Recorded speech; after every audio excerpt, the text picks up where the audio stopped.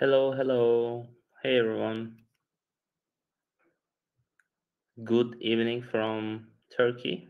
I think it's good afternoon in Europe and pretty much good morning in the Latam region. But thank you for joining.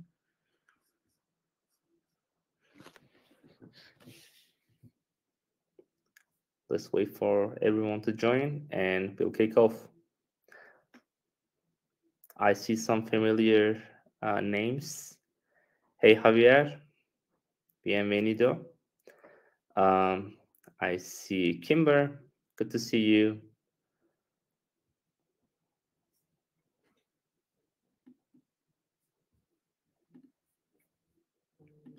By the way, please feel free to interact with Jude. She'll be managing the chat today. And good to see you, Javier and David. How nice to see someone from Dublin.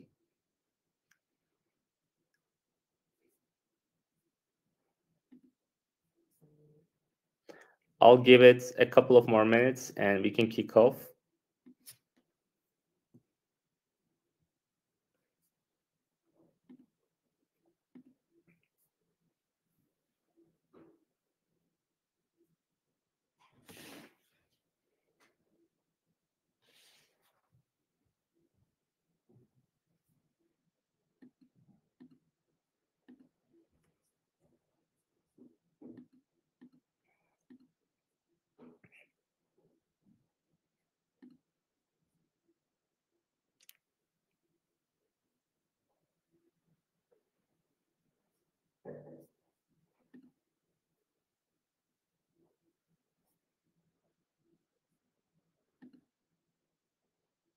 Hey, hi back. Welcome.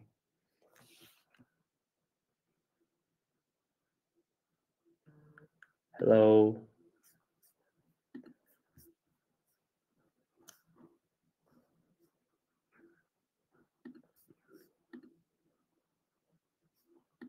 Okay, then I think we have a good amount of people in presence to kick off.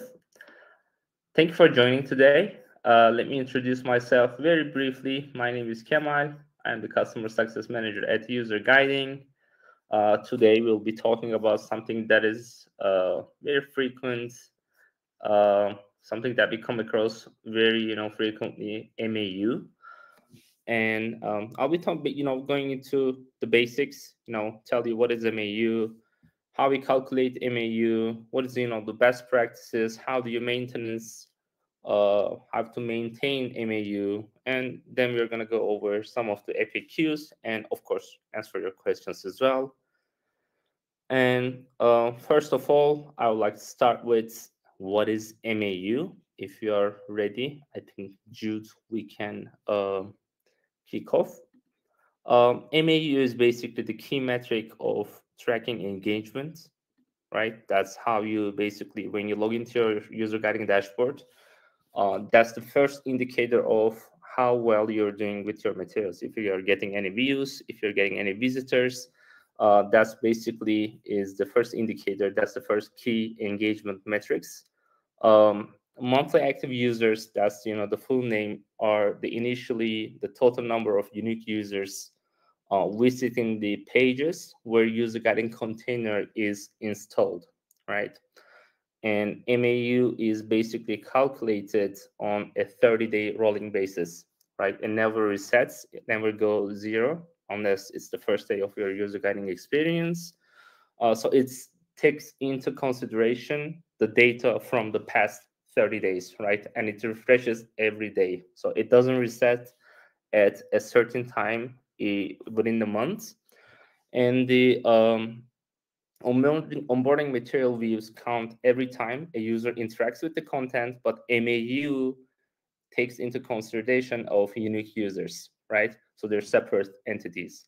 For example, if one user views 10 tooltips or visits the same flow a couple of times, that's one MAU, but the view number is going to be like 10, right? So regardless of how many times they visit the material, we are going to count that user 1 MAU, but the content visibility number will go up.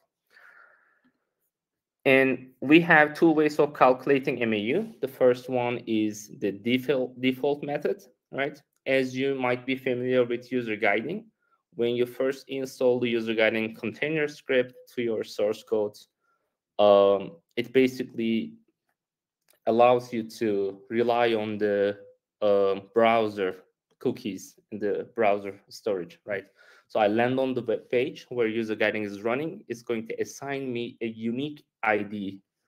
As you might see in this page, it's going to assign me a unique ID based on my browser, and it's going to count me as one user, right? So we link each user's event history depending on what they do with the platform to that user ID. That's the first approach. That's the default calculation method that we are using at user guiding. Alternatively, what you can use is user identification, right? That's something that we offer optionally, but as a customer success manager, whenever we have the onboarding meeting with a new customer, I encourage them to enable user identification, because that helps you a lot in terms of identifying users with a persistent user data at user guiding, right? So that frees you, cancels also MAU's dependency on unique browser sessions. Instead, you start defining your exact MAU count with the user IDs that you send us, right? And once you start sending user IDs and go to users page, the page will look like this legendary soccer players, football players, whatever you're at the world.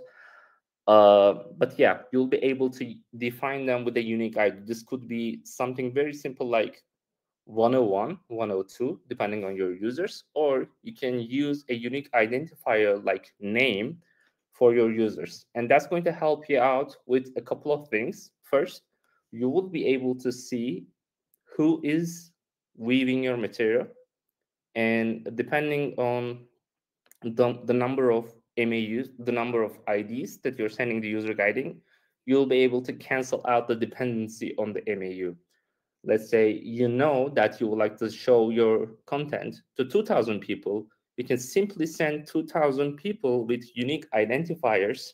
This could be an ID, an email, a name, and then your onboarding material will be visible to them, right? And them only. So you'll keep your MAU under control and prevent any breaches, any exceeds per se. And that brings me to how to manage MAU wisely.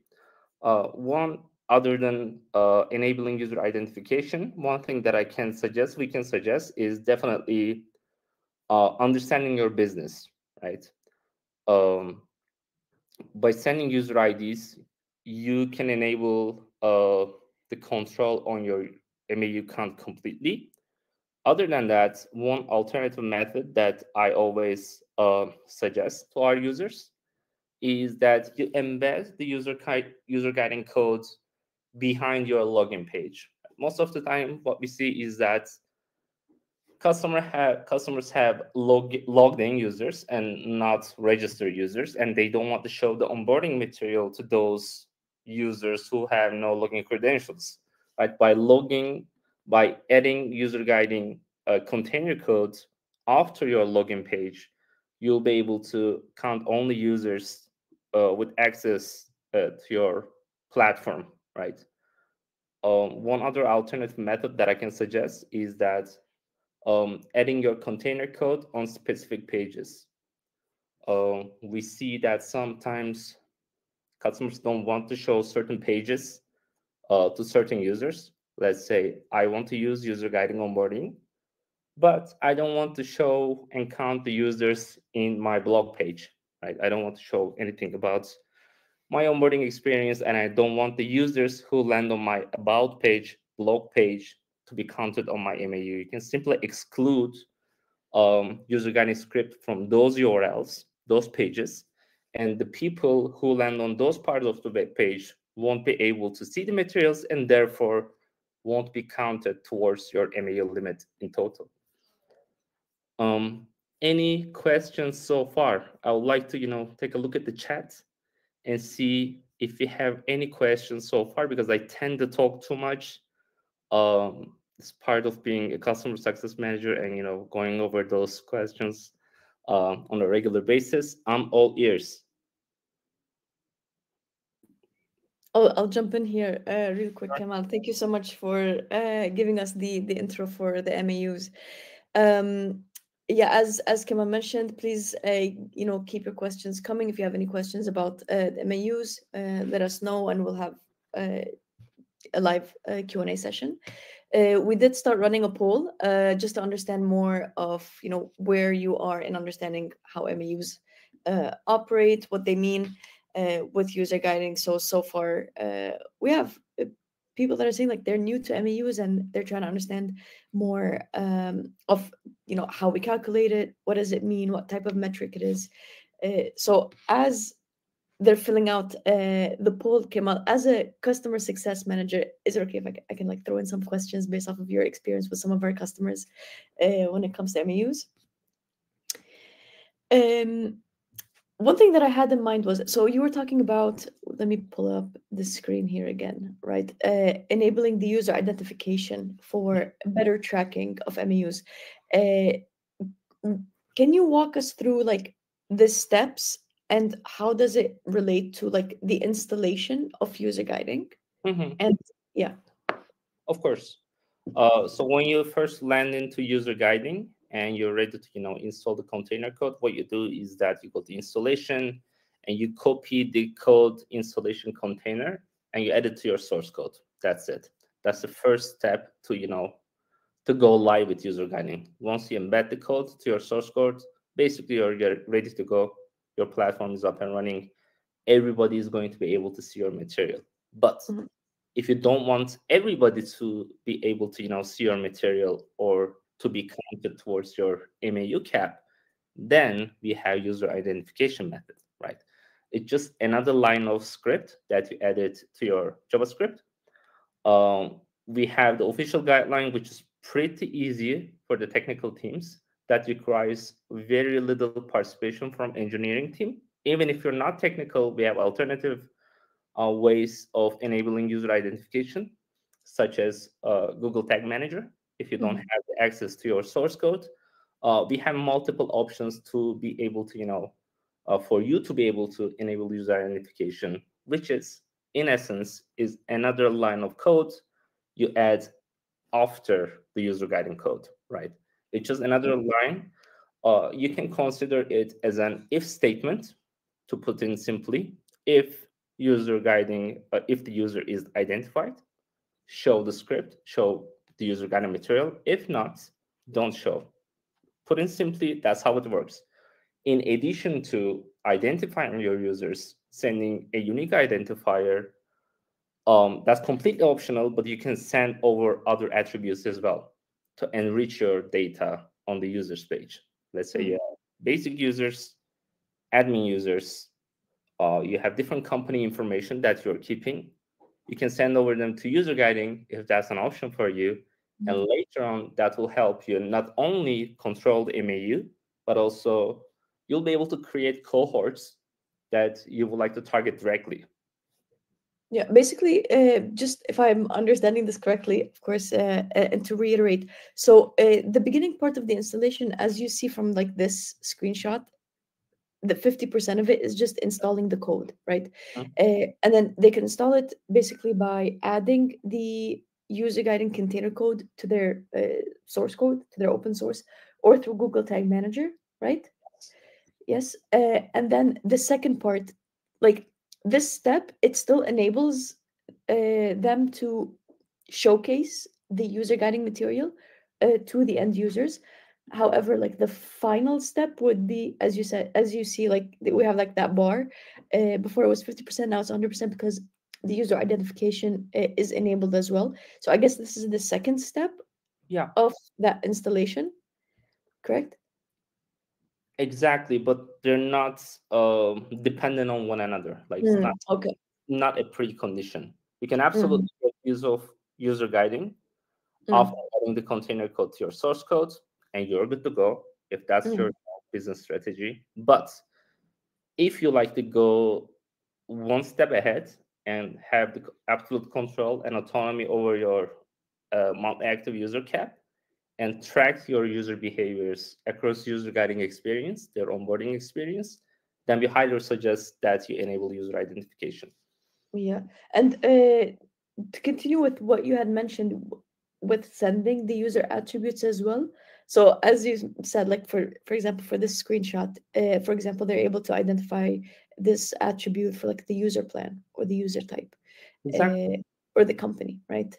Um, for this one, it's which team they play for, I guess. Like it Yes. could be amazing. I'll stop the poll right now here. Uh, and there's another one about what is your biggest challenge with MAU. So I'm assuming a lot of our viewers, our audience today, are already using user guiding. Um, so what we'd like to understand is, what's your biggest challenge? What is the thing that you're struggling with the most right now? So would it be like understanding? Let me display it here. Would it be understanding, how MAUs are being calculated? Is it managing MAUs economically or setting up user identification? Or is it tracking and analyzing the MAUs? So some of them are like functionality based, of like how to do or how to manage MAUs, how to understand it. But then the other one would be a little bit more towards like the analytics side. Um, so with this screenshot of our dashboard here in the analytics, as you can see, we have the monthly active users numbers on the top left, and then right with enabling identification. Kemal, how does that affect this number? How does that affect that number? Uh, Mhm. First of all, you would know how many people you're showing your materials, right?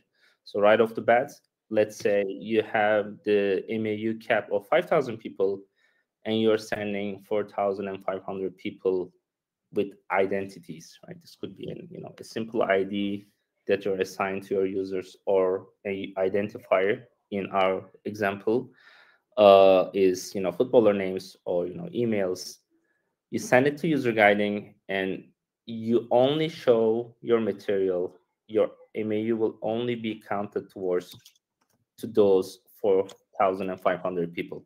So right off the bat, you have the full autonomy of your MAU count. So you don't exceed it. You'll only be able to show the material to those people, and in return, you'll be able to keep the control of your MAU. Great. Uh, Tesla had a question about some use cases, case studies to present. We can send you the. We have some success stories that we can send you. If you can specify a little bit more, then we can talk about that. Um, Kemal, I did have another question. As also like, let me put this back here. Okay, this is okay. As a customer success manager, also based off of your experience, you've been with user guiding for a while. What are some like challenges, or have you seen like any challenges from our customers when it comes to like managing MAUs, maybe like targeting specific MAUs, or what are some, let's say, user mistakes as well that they would make when trying to install? Yeah, I do have some of frequent, topics that comes to my mind. For example, after the trial period ends and when we onboard the subscribers to user guiding, within their first, 1 or 2 weeks, what happens is that they open up the onboarding material to their whole web page, but the project is only target a certain group of people, right? So I always encourage our users to have, please, let's have a session first. Let's, understand your business objectives. Let's understand your use case, and then, we start building together. What happens is that they open up the material to everyone, and that burns up their MAU right off the bat. Mhm. Of course, we don't leave them hanging there. In those cases, we just simply, bump up the MAU to make sure that they're, back on track. the platform is up and running, their MAU rolls in within the next 30 days to find the right rhythm. But yeah, one of the mistakes that I see on a regular basis is that just opening up the whole script to everyone, regardless of the business case. Or sometimes they have a huge traffic, but a limited MAU range, right? They may have Mhm. tens of thousands of people visiting their page on a regular basis, but their MAU might be like 2,000, right? Because that was the project. But the technical team needs to be informed in the first place that we'll be needing those 2,000 people to be identified and sent to user guiding, so we can start building our project, right? That's a teamwork. But our job at user guiding is to make sure that we create that awareness for the users uh, on the first day, so they can start building the materials freely without having any MAU distractions. Yeah. We can let's talk about how is it different? Like, what are some of the things that does affect that MAU count when user identification is not enabled? Let's say, for example, a company does not want to like enable it, right? Or Mm. let's say they don't have they can't do it right now, but then they see, because there were some cases where I saw like some companies they come to me and they're like, we only had like 200 people visiting our website, but why is our MAU like 5,000? Yeah, uh, right? yeah. Here's So what what I are some scenarios? Yeah. Yeah, okay, let's talk about that use case. They only have 500 people, but that doesn't mean without identifying those users. Here's how it works. By default, user guiding relies on browser storage and the cookies that you're keeping in that browser. Let's say I, as Kemal, land on a specific page where the user guiding is running. um, I land on the page, it's going to count me as one unique user, and it's going to assign me a random ID. Uh, and I'll be, able to, do whatever I need to do as a first time user, see the materials. But because I am not identified, I might change my computer, change my browser, clear my web cache, hard refresh, flush my DNS, or be inactive for a certain time, like an hour, and then come back to the same page. The platform is not going to be able to recognize me because that was a different browser session, right? So it's going to count me as a completely new user, and it's going to assign me a unique ID, another ID, and it's going to count me, I don't know, God knows, two, Mhm. three, or five times, depending on how many times I try to land on the page in a day, right? Mhm. That might burn up the MAU pretty quickly. That's the first, implication. That's the first result, consequence. But the second one is that um, I am visiting the page. I've been interacting with the content, but you won't be able to track my behaviors, right? Let's say you Mm. have a very essential material that you would like to show to end users once, and that's it. Because you're not tracking and my data is not persistent in your users page, because you're only counting me based on my browser attributes, I'm going to be seeing the same material, and that could be overwhelming on top of the MAU implications.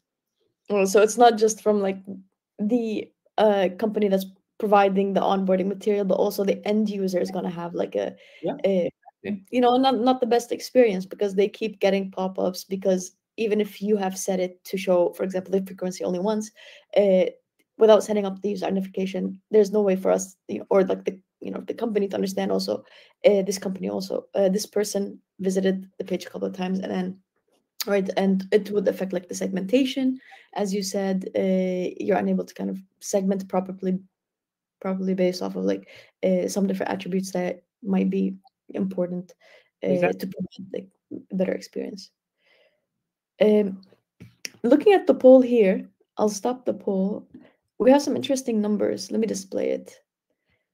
So the majority said they're having their biggest challenge is setting up user identification correctly. Okay. um, do you have any kind of let's say best practices or suggestions for the ones that are having trouble with setting up user identification correctly? And what is um, how can they set it up like wrong? Like I'm trying to understand, like would it be adding like incorrect information, or what are some, like what does that look like in order for people to avoid, Yeah, you know? one common problem that I come across a lot is user guiding is, is a platform depending on your plan that can be embedded to multiple pages, right? Multiple domains. Sometimes we have customers that they use user guiding very, successfully on domain A. That's the first, web application. And at some point, they go out and say, we would like to scale with user guiding. We would like to add user guiding to our second product, product B, domain B.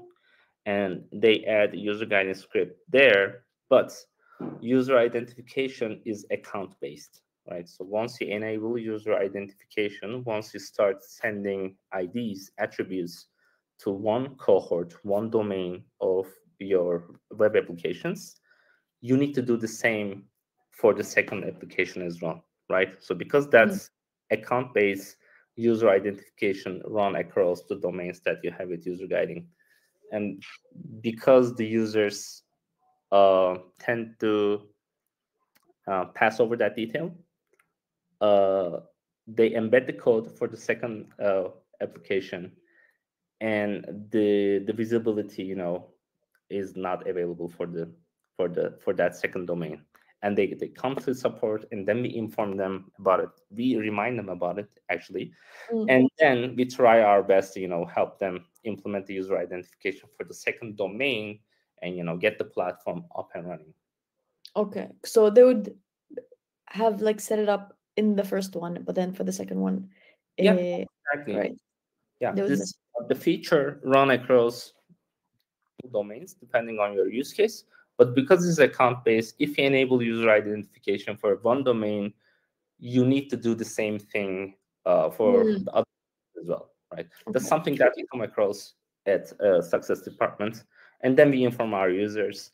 And because they, identify the users from the first platform, usually they don't have any issues, and they start sending the IDs for the second platform, and then everything is fixed. Everything works fine, yeah. And plus, like even if they add the user identification, if they installed it incorrectly, they would get some type of alert, or Yeah, right. yeah, we definitely have some check mark points where we inform our customers this is how you test it out after you implement the user identification. And if that happens, we simply ask them to run the troubleshooter. We have a very simple and useful extension. Mm. Or Simai will send it over on the chat box. You simply run the troubleshooter, and it directly tells you where you're having the problem. Right off the bat, it tells you this is the pain point, and then we simply help them out. This is the way to do it. It's a pretty straightforward technical detail. This is how you implement it. Let us know if it doesn't work, and then we're always ready to jump on a meeting and help them out if it gets to that point. We just Mm. some hand holding like our product do, and help them out with the with the user identification. So let us know, the people of chat, if you're having any trouble with user identification. Amazing. Before we move to the FAQ section, do you have any like tips, best practices that you haven't mentioned yet? Yeah, definitely. Regular check-ins to your platform. I know that could be something sometimes teams are not able to do. But keeping regular check-ins to your user guiding dashboards. I'm not even talking about creating materials and maintaining materials. Just regular check-ins, because the analytics is going to be right in front of you when you open up your admin panel, what we call. Keeping an eye on the MAU will help you a lot, because sometimes if the user identification is not enabled, there could be some seasonal fluctuations across your traffic, right? This could be a season in your business where you have more users than usual, right? We have tax platforms. Sometimes during the tax season, they have a huge peak, right? That's something that we see on a regular basis. If you're in the retail during a festivity like, I don't know, Christmas or Black Friday, it is expected that you're going to have some bump in the traffic. So it's always nice to keep that in mind based on your business needs.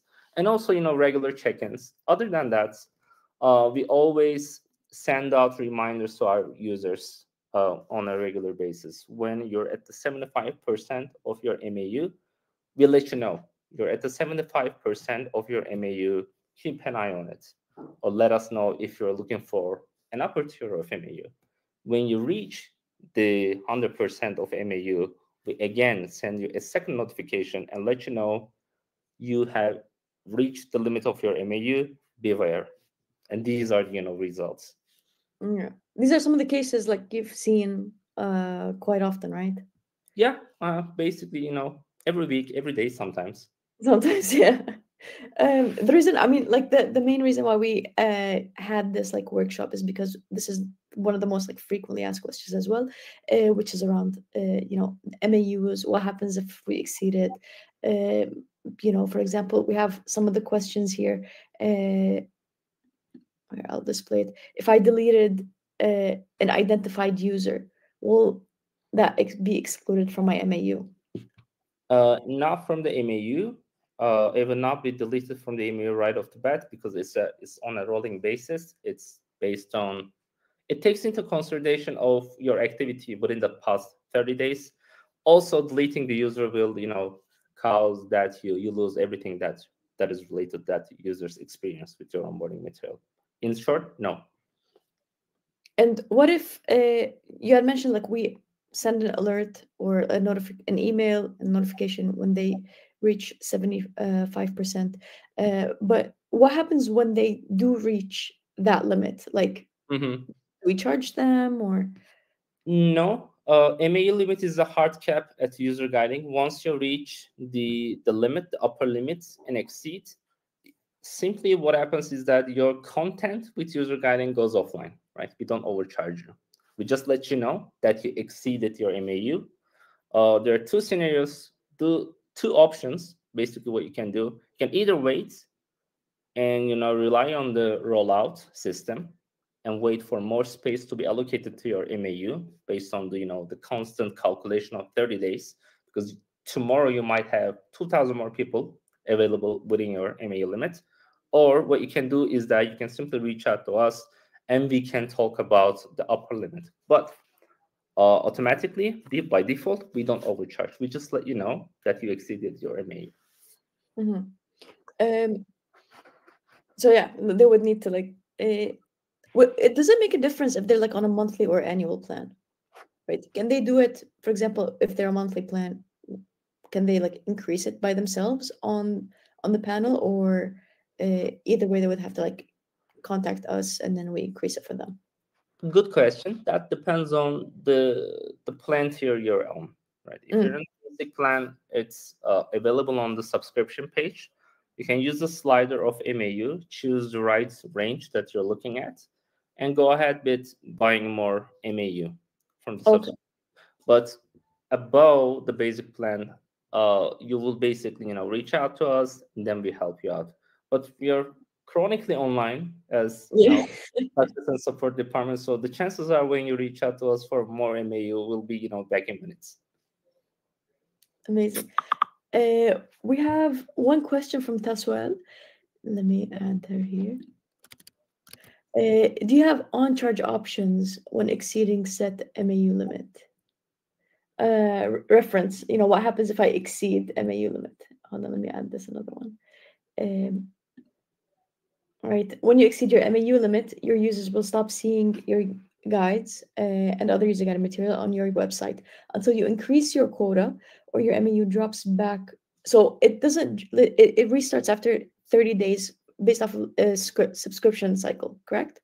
No, it doesn't reset after the 30 days. Mm. It's a constant process, right? It doesn't reset. It doesn't go back to zero depending on when you subscribe. So regardless of your billing cycle, it resets constantly. That's actually in your advantage, because on a 30-day basis, without constant calculation, you might have a very high traffic within the first day of your billing cycle, and that could be 2,000 out of 2,500, and that's it. You only have 500 people remaining the rest of the month, which is not ideal. what happens with the rollout basis, we take into consideration day by day. So today you might have 2,000 people, but within the next 5 days you might have 100 people. So when the 30-day rolls out, you actually have more space because it refreshes every day based on your traffic, and it gives you a more healthy indicator whether you should scale your MAU cap or not. Mm. Tasso, does that answer your question about like the on-charge options? Uh, we don't have like an automatic charging option because We never automatically charge the customers when they exceed their limit. We just let them know and ask them, how would you like to proceed? perfect. Amazing. Final question that we have, and I think this is a very interesting one, is if you have multiple domains, can you divide the MAU quota into several containers? No, the MAU, just like user identification, MAU is account-based, not project-based. So one MAU limit for account, regardless of how many containers you're using. So you're not able to, divide the MAU for several containers. Gotcha. Perfect. Let me go back here. Amazing. Fernando asked, how can you push the low MAUs? What strategy could you suggest? I think we need a better clarification on like what you mean by push. Yeah, if you're meaning by low MAU, low number of people visiting your page, low traffic, that's a whole different ballpark, right? That could be hundreds of reasons why you're getting low number of people visiting your page. If you're talking about user guiding material views, not MAU but views, they're completely separate entities. Then what you can do is that, again, maintain your materials, rely to best practices, which could be something very simple like do not go above 5 steps if it's a flow, because that could be overwhelming for the first time users. Or again, going back to user identification, if you don't track the user behaviors and have persistent data, you're basically flying blind, right? Jude might be visiting your material very frequently, but you don't want her to see the very basic stuff every time she lands on the page. That could be overwhelming. And if you target the people that you think are giving you low completion rates, you can simply pivot your strategy based on the data you see on your user's page. If it's about the completion rate, if they drop off in the middle of the guide, then you can target the people who have not complete certain guides or certain checklists, and target them with something more simple. Start with more basic stuff. You can pivot your strategy when you have more knowledge about your users. Perfect. Tina asked an interesting question as well. Let me bring it up here. If you have a gated page where the users have to log in, does it function the same when they clear their cache and count it? Does that count it as a new user? I'll pass this one to Simai. Okay, hi. I was about to write it on the chat. Hi, everyone. Hi, Tina. So, regardless of the page that was just behind a paywall or a login experience, it doesn't matter. If you do not identify your users, they will be still counted against their browser sessions. But if you identify them, they won't be counted even before the login experience, because we cannot find those users' IDs, as you can imagine, before they log in. Does that help you? Yeah, so basically it stops that dependency on the cache, like it eliminates it completely. Yeah. Right? If they enable user identification, it would have to be this way, where we have to identify the user. So either way, they would have to log into that gated page, and then even like if it's a login or a portal, something like that, they would have to log in, and then they would continue from where they dropped off. Would be able to identify them as, if, for example, like Tina logged in, she already completed like 3 guides from the checklist, and you can continue that checklist as well. Yeah, we cannot just track the users based on their login information unless we don't receive it to user guiding. So the identify code method actually does that. It sends the information to user guiding, so you can track them, basically. Yeah. Perfect. She has I guess like not a follow-up question, but just to clarify that they're in the middle of adding localization where they can identify the email logged in. I know like we're about to wrap up a little bit, but actually this kind of triggered a question for me. Does user identification play a role in localization? It does and it doesn't. It might, because if you are using your browser sessions language, it doesn't. But if you have like a native language attribute for your platform, you can send it to user guiding and segment your users based on their platform languages, not the browser languages. So in our localization help article, it's also explained, and I can share the link right away. But it doesn't add up any new MAUs as long as it's the same browser session. If you're using browser language, of course. Yes. Of course, yeah, it would not affect the MAU, I guess. But for like a better localization, for example, there's that page. Right. So for this example, they are not this page is not like an doesn't have like user identification enabled. So the language there is based off of the like the not the browser or the device, right? The browser. Right. The browser. Language. So for example, if the browser they're logging in from is like in English, but they live in France, it would not display French, it would display English. So it wouldn't be 100% accurate, right? But when you enable user identification and you're able to send some user attributes, one of those attributes could be based off of the language from, more of like the website or the platform to have, I guess, like a more accurate experience when it comes to localization. Yeah, of course. Perfect. Tina, I mean, hopefully this answers and clarifies. Hopefully it didn't make you more confused when it comes to localization, but maybe it clarified a little bit and tied, user identification with localization. Just checking here. We are good on time, I guess. Amazing. Yes, and Sima just sent the article as well. So yeah, this way you can, yeah, and if you have like any questions, of course, just to wrap things up at the end, any questions, any inquiries, when it comes to like MAUs, sending user identification, enabling user identification, segmentation, anything related to user guiding, of course, you can reach out to us through our AI assistant on the panel or on the website. And we also have lots of help articles to help with that.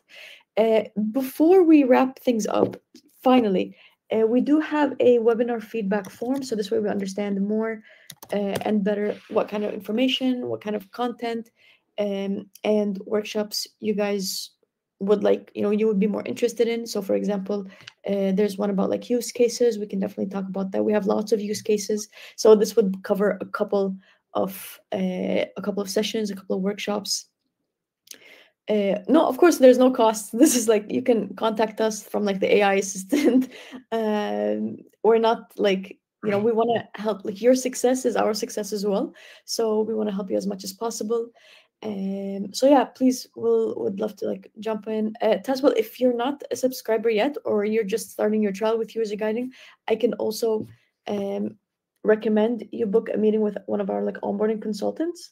So this way we can also better understand how we can help you when it comes to, the questions that you had asked before about like third party, UG now, and all of that. Thank you, everyone. Please reach out. Yeah, the chatbot is available as well, so you can book it from there. Kemal, any last remarks? Final. Apart from the chatbots, if you're a subscriber, the chances are we have met before. I'm available. Shoot me an email if you have any pain points, and I'll do my best. Other than that, thank you very much for taking the time today, and let us know. Look, we are looking for having more webinars based on our own user requests. So if you need a use case, if you have a use case that you think help, let us know. And the next webinar will be about that workshop. And thank you. Thank you, everyone. Enjoy the rest of your Thursday. All right. Thank you. Thanks. See you, Everyone. Kemal. Ciao. Bye bye.